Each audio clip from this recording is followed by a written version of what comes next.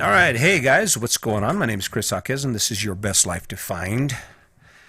So I spent a lot of time talking about this podcast and about your best life defined or living your best life. I use that phrase a lot, but it's kind of come to me, or it's dawned on me that, there's a lot of people who don't actually understand what that means. I mean, I can say live your best life, and the response is, well, I am living my best life.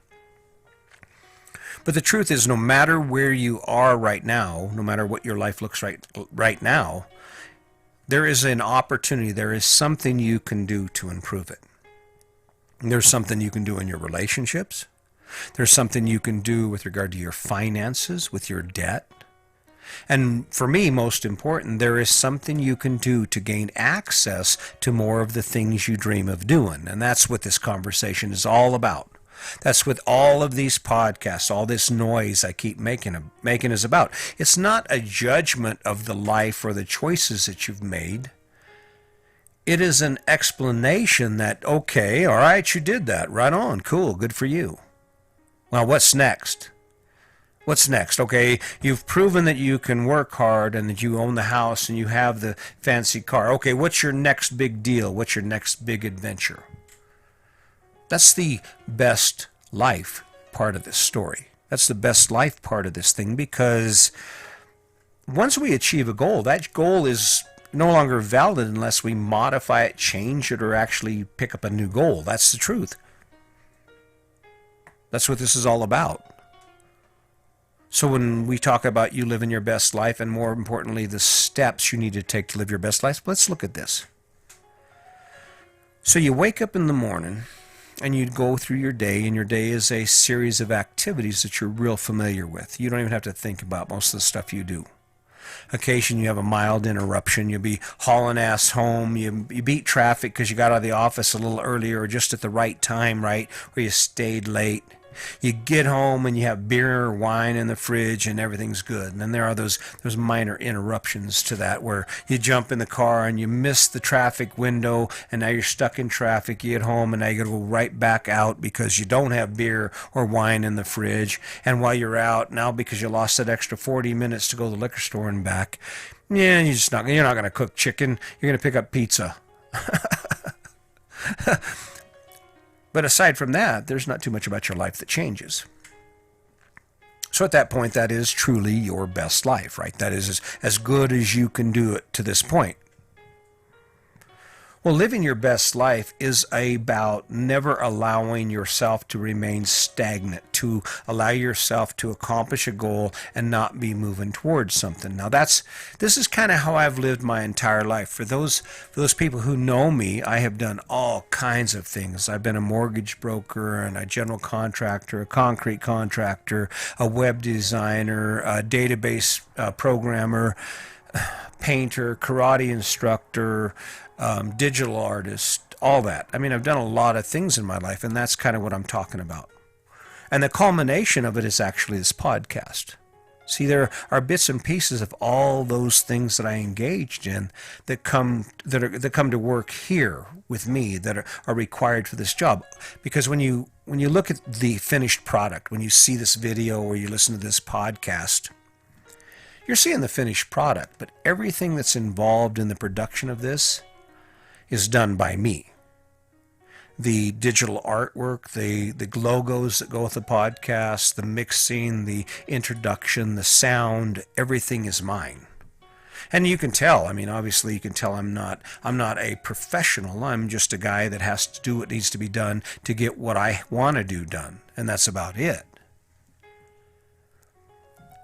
But if you want to understand what I'm talking about with living your best life, it comes down to, where will your life be in a week, a month, and a year? How will your life have improved in a week, a month, and a year?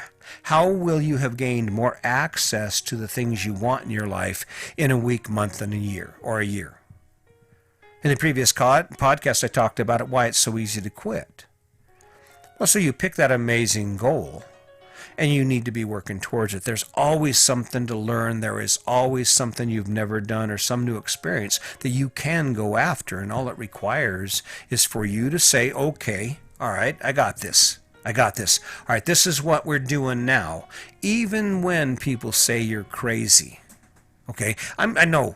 I get it. You can just kind of feel the energy that comes off of my podcast when I post a video or a podcast to my Facebook page. Now, my Facebook page, there are a lot of different followers, and a lot of them are family and friends, and I can just feel it. Some of those people, they look at it and they go, oh, he's at it again. Oh, he's at it again. Oh. But when you look at that post, beyond whether you value what I have to say or whether you don't, that is a step towards living my best life.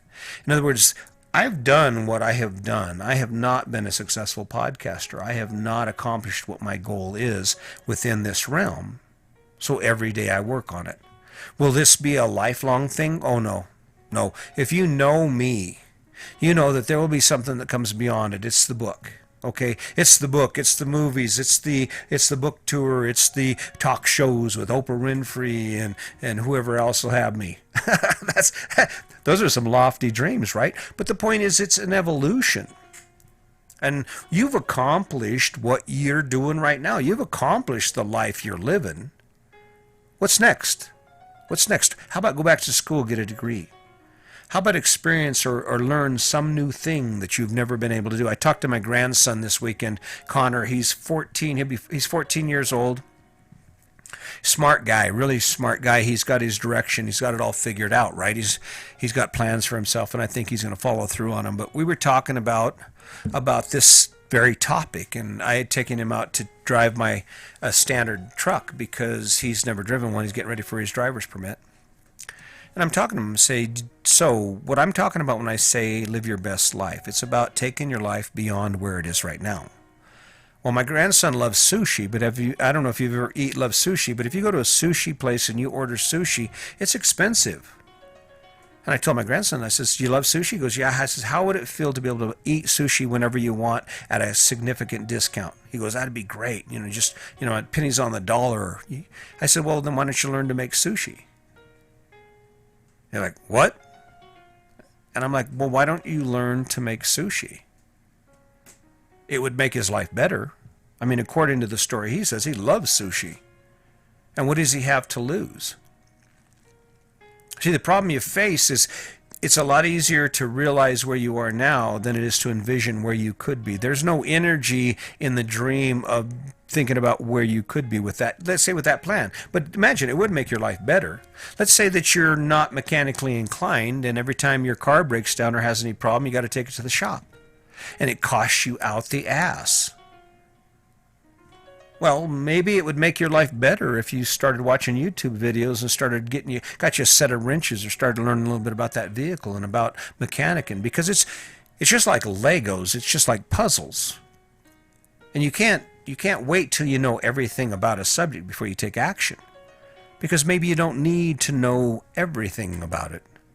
Maybe you just need to know a little bit about it to change the alternator belt, or to replace the alternator, to change the oil, or to rotate the tires, or to any number of mundane tasks that cost you out the ass when you take it to a dealership. If you think about it, that would probably make your life better, wouldn't it? I mean, so what if you have a great relationship? Let's just say you have a great relationship. I think we do. But I want my wife to be so much in love with me that she can't stand it. I want my wife to wake up in the morning and look at me like I'm a god. maybe that's a little dramatic, a little overboard, but my point is, why not? Why not be such a good husband that they can't find, or a good partner that your partner can't find anything wrong with you? It's like, oh my God, is this real? Is he or she actually real? Be pretty cool. It'd be real cool. The first step to living your best life is acknowledging that no matter where you are, there's still someplace you can go. There's someplace you can take some aspect of your life. There is something that you would love to do that you can gain access to simply by defining that as the new goal, starting that conversation in your head, and not letting that conversation go until it becomes a reality. It's scary as hell selling everything and buying this fifth wheel and making the decision to travel around the country. Do you know how much conversation it took? Do you know how much work it was to build this idea up in our minds to the point it was something we believed we could do? That it was something that was better than what we were currently doing? It took 5 years. And look at it. Is it perfect? No. Is it better than what we were doing? Hell yeah. Is it as good as it gets? Not even a chance.